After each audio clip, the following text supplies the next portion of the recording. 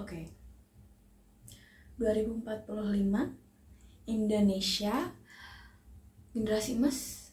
Ada juga yang bilang generasi cemas.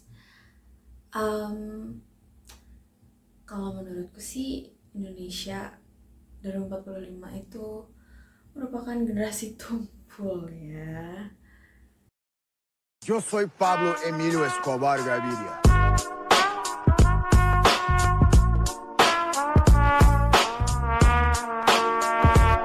Plata o plomo.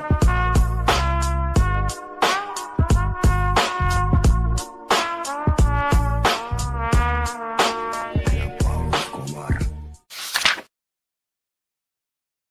Kenapa? Pertama, kita punya bonus demografi yang sangat besar. Cuman apa? Kesadaran mereka akan berpikir secara rasional itu kurang. Dilihat dari mana? Dari kita bisa lihat dari dinamika pemilu 2024 kemarin. Pada awal 2024 dari akhir 2023 menuju awal 2024 itu gejolak dari media sosial, apalagi yang di TikTok. Karena mostly pengguna TikTok itu adalah Gen Z atau masyarakat dewasa muda hingga dewasa muda, tidak semuanya mungkin, tapi kita bisa lihat dari pengguna TikTok yang memilih salah satu kandidat presiden karena rasa kasihan, bukan karena value dari tokoh tersebut ataupun gagasan ataupun dari apa yang dilakukan action, tapi mereka cenderung memikirkan kasihan sekali kayak what the fish ya. But it's okay. Selain itu ada lagi, nah, memilih memilih memilih memilih wakil dalam legislatif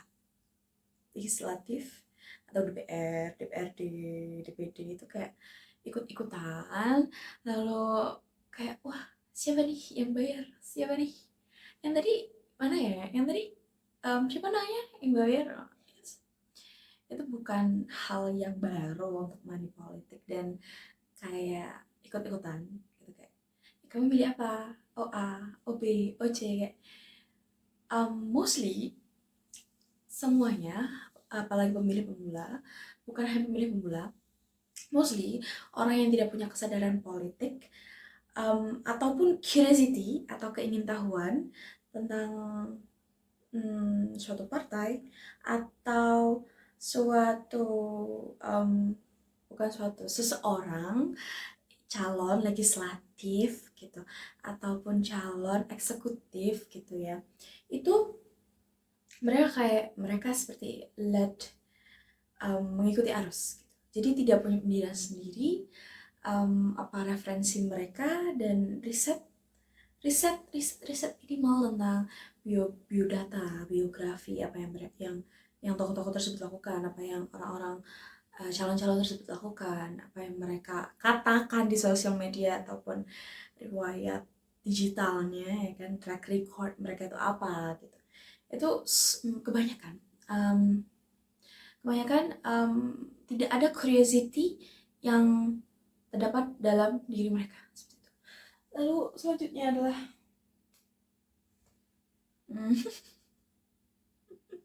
saat mungkin saya akan mendapatkan beberapa komentar yang si paling curious, si paling scientific, si paling lalala, cuman kenyataannya banyak komentar-komentar yang menunjukkan value gitu, value dari komentator tersebut, value dari orang yang komentar itu kayak, ih, si paling sains, si paling logika, si paling rasional, si paling riset, si paling curious gitu.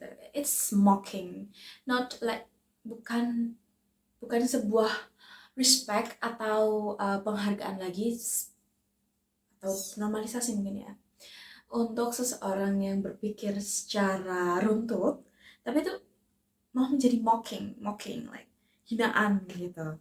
Dan itu kayak excuse me, I beg your pardon gitu kan, kayak oh my god. Masyarakat Indonesia terutama ya yang pada daerah-daerah di kota pun masih ada yang memiliki jalan pikir berdasarkan mistis. Itu masih banyak, apalagi di desa apa-apa itu disamakan, wah ini kena santet, wah ini susuk, wah ini guna-guna, wah wah wah wah gitu.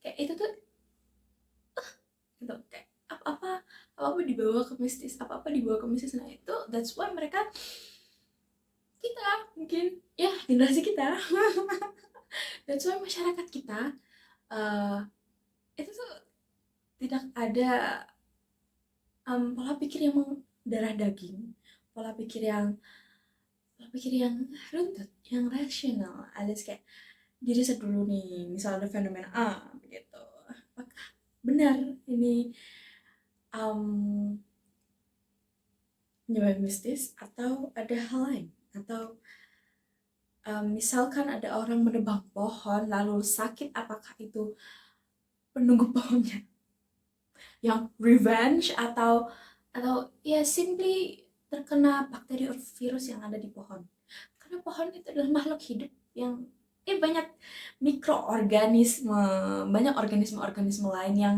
hidup di pohon gitu ya gak sih. Tapi kenapa harus kayak wah ini pasti di sini, ini pasti kena hantu, kena jin, setan, lalala, kayak kita manusia mengutamakan dulu lah, kenapa kita makhluk hidup, yang terlihat dulu gitu seharusnya, ya gak sih. Banyak sekali masyarakat kita yang misal menonton suatu berita atau melihat suatu artikel headline itu langsung kayak oh my god, ini nggak bisa, ini salah, kayak tidak memahami konteks. Lalu ada sebuah perbincangan podcast panjang kali lebar 1 jam lebih 2 jam dipotong 30 detik, nggak sampai 30 detik, 15 detik, kayak cuma 1 kalimat 2 kalimat gitu kan. Kita tidak tahu konteks mereka dalam podcast itu mau ngobrolkan apa, cuman wah langsung disebarkan, langsung kayak kena apa namanya, langsung dihujat habis-habisan. Dan tempatnya di mana tuh? TikTok. Itu tadi hal yang puff gitu, kayak kayak tidak terfikirkan kenapa bisa, tapi banyak dan itu terjadi di realita kita hari ini. Untuk itu untuk di dunia politik, kenapa itu bisa terhubungkan? Itu kita itu sebaiknya memiliki sebuah pemikiran atau pola pikir yang kayak ya kita tanamkan di alam bawah sadar, kita latih setiap hari, yaitu scientific mindset. Scientific mindset itu sendiri itu merupakan sistem. Sebelum scientific mindset kita bahas sains itu sendiri. Sains itu merupakan sistem dari pengetahuan, yang berhubungan dengan dunia fisik dan fenomena yang terjadi di dalamnya yang tidak melibatkan bias atau subjektivitas dari manusia. Jadi sains itu sendiri kayak ya udah objek, bagaimana objek itu, fenomena itu terjadi. Biologi, fisika, kimia, matematika, that's science. But banyak yang dari kita awam ataupun kita dulu SMA ataupun masih sekolah itu beranggapan sains itu kayak apaan sih gitu.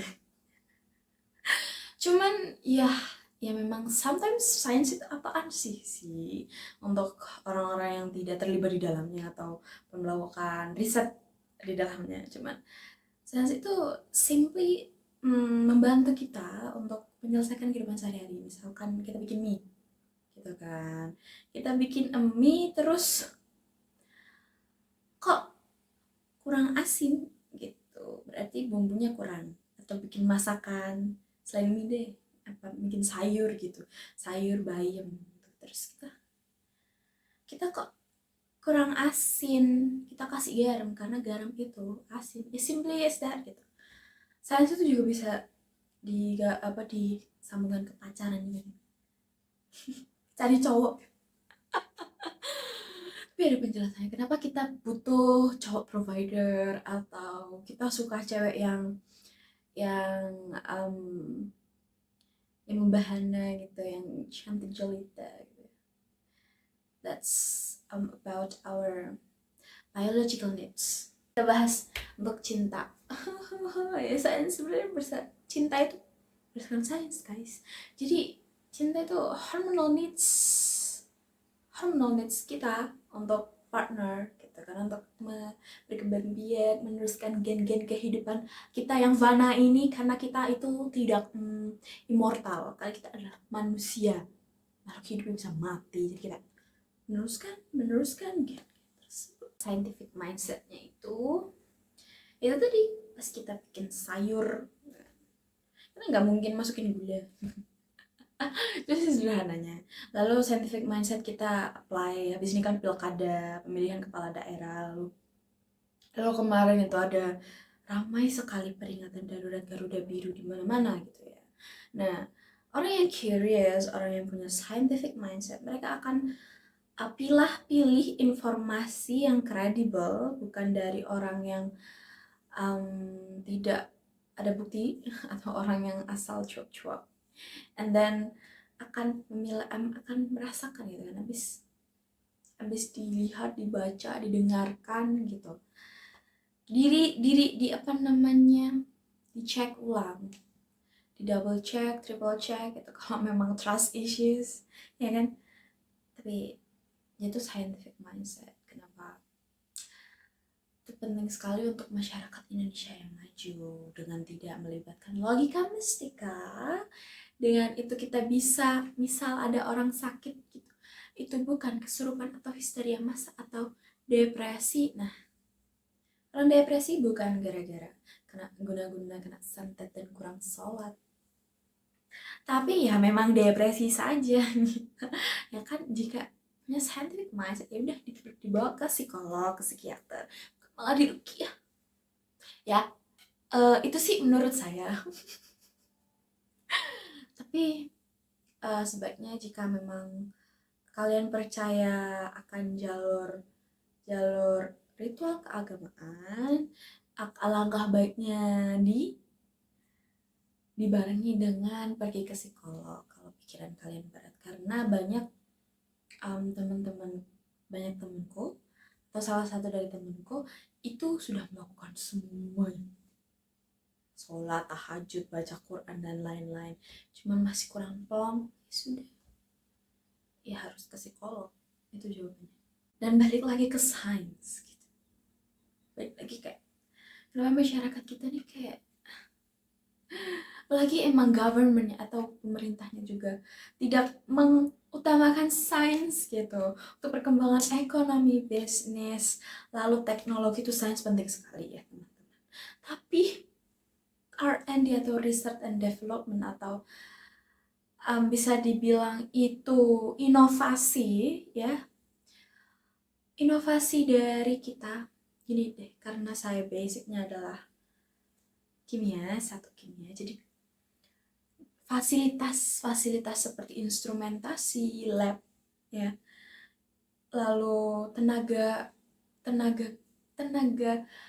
staff lab, laboran gitu sangat kurang dan kurang diperhatikan gitu. Kenapa? Karena instrumentasi itu sebenarnya bisa sekali, apalagi kalau emang Badan Riset Nasional ya, BRIN, Badan Riset Nasional kita.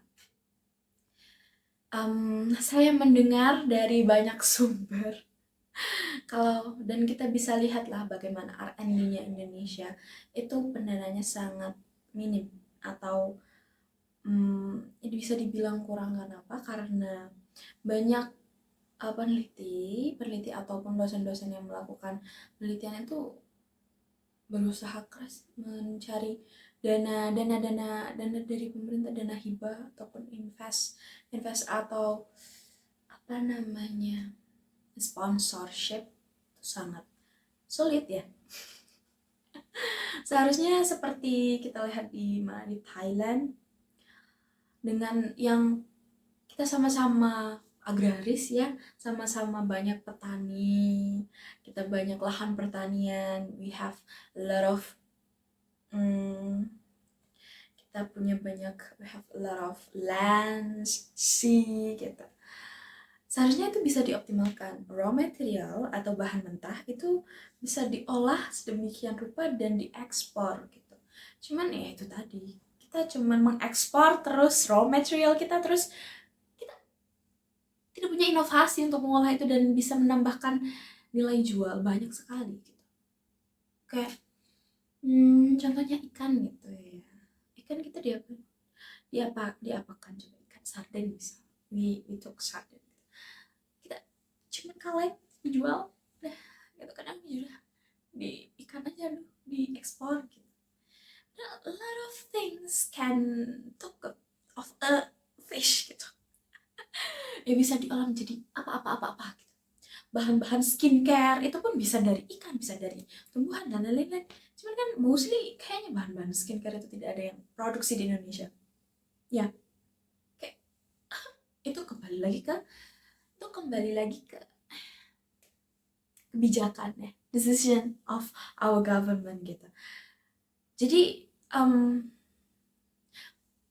alangkah baiknya ya guys, ke teman-teman kita itu peduli akan sains gitu. Kenapa? Karena kita misal teman-temanku yang perempuan, cinta-cintaku yang perempuan, kita pakai skincare ya kan, contohnya aja. Aku pakai skincare dengan materialnya itu adalah hydrolyzed protein atau hidrolisat protein gitu. Nah itu bisa berasal dari mana aja, dari ikan juga bisa, dari tumbuhan, dari ikan, tumbuhan makhluk hidup. Ini dari ikan bisa, dari tumbuhan bisa. Cuman prosesnya itu membutuhkan untuk mengekstrak itu sometimes banyak itu membutuhkan material yang impor.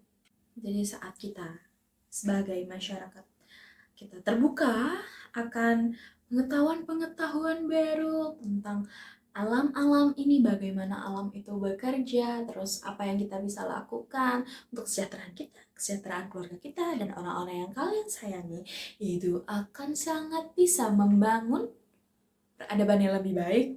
Dengan itu, misal masyarakatnya udah maju, ya pemimpinnya juga ikut maju dong, otomatis ya sih.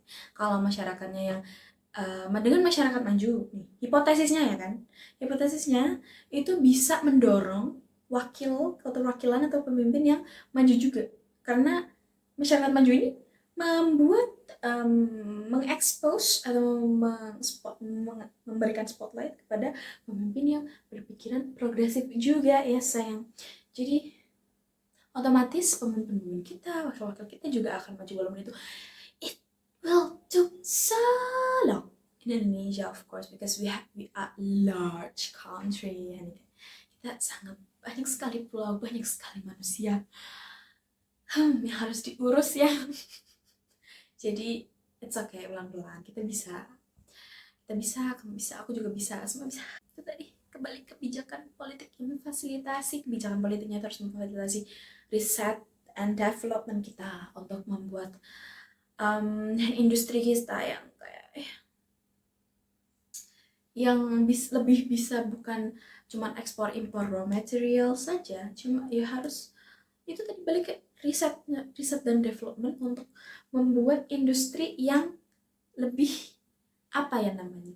kita bisa ekspor hal yang lebih punya value-nya lebih tinggi gitu di pasar daripada cuma raw material saja. Nih, karena saya berlatar belakang ya, saya adalah dari kimia, jadi teman-temanku yang sudah bergelut ataupun rekan-rekan saintis, bapak ibu sains yang telah bergelut di dalam dunia sains, melakukan penelitian yang sangat banyak jumlahnya, lalu yang sudah berkontribusi banyak terhadap penelitian Indonesia sendiri, yang menerbitkan jurnal-jurnal internasional maupun nasional, khususnya teman-temanku yang saintis muda, alangkah baiknya kita tidak apatis terhadap politik Indonesia karena kita tinggal di Indonesia. Even kalian, teman-temanku yang mau ke luar negeri, kalian dan mau tetap di sana jadi residen sana, cuman ya udah itu terserah kalian. Cuman untuk teman-temanku yang stay di Indonesia, teman-temanku yang sangat-sangat saya kagumi ya, karena pasti pinter-pinter, IQ-nya pasti tinggi. Saya harap kalian itu juga peduli akan politik, walaupun aku tahu dari beberapa dari kalian ya, which is teman-temanku juga, itu tahu akan politik, paham, cuman mereka being the silent majority aja gitu. Ya mungkin keberadaan saya sebagai anomali, enggak sih, enggak anomali juga, banyak yang orang sains yang speak up juga, cuman cenderung tidak populer gitu. Cenderung juga kayak untuk kalangan tertentu, untuk kalangan saintis aja gitu. Cenderung eksklusif mungkin kata lainnya. Cuman yakinlah teman-temanku yang bukan saintis, sebenarnya mereka kita bukan mereka, mungkin golongan yang silent majority ini itu tahu, cuman what can they do gitu. Jadi kalau teman-teman sepemahaman dengan aku ya, dari kalangan saintis ya, dari FMIPA nih ya kan, jurusan FMIPA ataupun intinya tentang sains itu, farmasi dan lain-lain, ataupun yang lain yang silent majority, kalau sepemikiran dengan aku ya, aku bakalan buka di kolom komentar, kalian bisa bebas di situ ngomongin apa, terserah, sama aja. Kita bisa diskusi di kolom komentar dan lain-lain. That's it gitu. Jadi tolong kita sama-sama peduli dengan Indonesia ini, karena kita hidup di sini, kita menang di sini, dan mati di sini, kita lahir. Kita kesimpulan dan saran hari ini, teman-teman. Yang pertama itu kondisi masyarakat kita yang so kita akan bisa berkembang lagi dan lagi, kita akan bisa maju, aku yakin. Tapi jika keyakinanku ini diruntuhkan oleh masyarakat itu sendiri ya, tadi jadi generasi tumpul 2045 dengan banyak sekali kayak Gen Z dan dewasa muda ya, usia produktifnya banyak sekali. Jadi kita harus bisa minimal kita memikirkan bagaimana universe ini bekerja gitu. Kayak hal-hal yang kecil aja. Itu kesimpulannya itu masyarakat yang tidak suka berpikir, dan kita yang kalian yang nonton ini dengan nonton video saya, aku dengan nonton videoku, semoga kita berpikir bersama-sama ya. Lalu oke, kenapa aku tahu kenapa kalian kayak sains idih bla bla bla bla bla, karena kebanyakan aku pun seperti itu dulu. Lagi SD kita pertama kenal IPA, IPS, ilmu pengetahuan itu dikemas dengan bahasa yang baku, bahasa yang tidak mudah dicerna dengan orang awam, walaupun sebenarnya itu ya tidak mudah dicerna, bahasa alien misalnya. Jadi kedepannya mungkin kita bisa menggunakan diskusi dengan bahasa yang enteng aja, biar bahasa gaul gitu, walaupun bukan bahasa bencong gitu.